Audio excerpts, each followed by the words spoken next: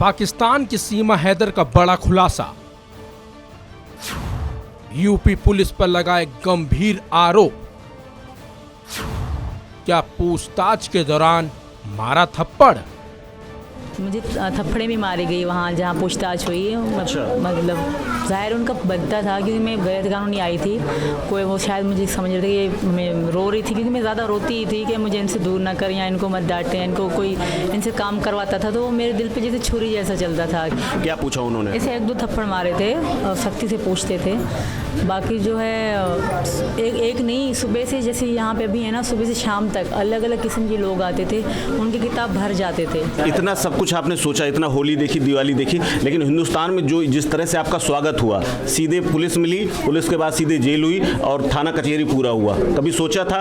और ये वाला एक्सपीरियंस कैसा रहा आपका? पुलिस जेल तो मैंने ज़िंदगी में नहीं देखी थी, कभी भी मैंने जेल का दरवाज़ा भी नहीं देखा था सर, पर इनके कारण जाना पड़ा। पर जेल वाले बहुत अच्छे थे। दुख भी हो रहा था कि यार मैं इंडिया वहाँ से यहाँ तक गई और आज जेल में बैठी हूँ, बहुत दुख भी हो रहा था। मुझे थप्पड़े भी मारी गई वहाँ जहाँ पूछताछ हुई। मतलब ज़ाहिर उनका बनता था क्योंकि मैं गैर कानूनी आई थी।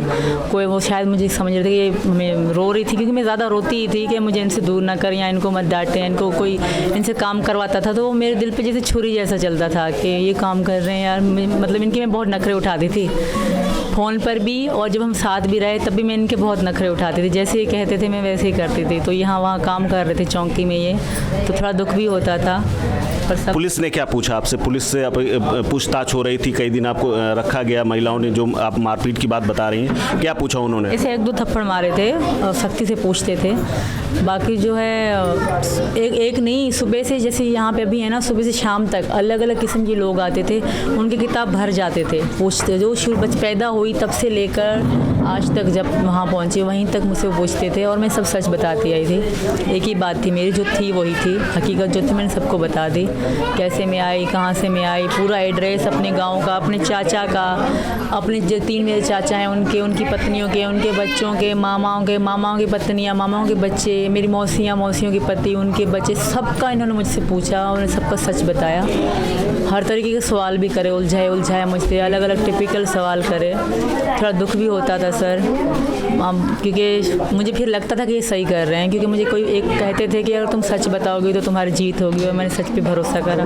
अभी भी जांच चल रही है, आपको लग रहा है कि अभी भी कुछ ऊपर नीचे हो सकता है, या कुछ अभी सबूत अगर मिल गया तो अभी भी जेल भेज सकती है पुलिस? बिल्कुल सर, पर ऐसा कुछ भी नहीं है सर। हाँ, यही पाप है जो मैं सबको बता रही हूँ कि मैं गैर कानूनी विदाउट वीज़ा इंडिया आई हूँ, इसके अलावा मेरे में कुछ भी नहीं है। रबूपुरा में कैसा स्वागत हुआ? आप जो ये महिलाएं आ रही हैं, लगातार गिफ्ट दे रही हैं, किस तरह का स्वागत हुआ? एक्सेप्ट कर लिया? आपको लग रहा है कि आप हिंदुस्तानी बहू हो गई हैं? हो गई हूँ सर, ये तो मुझे पता है। कल से तो मैं और भी खुश हूँ कि इस तरह लोग मेरे पास आ रहे हैं मिलने के लिए।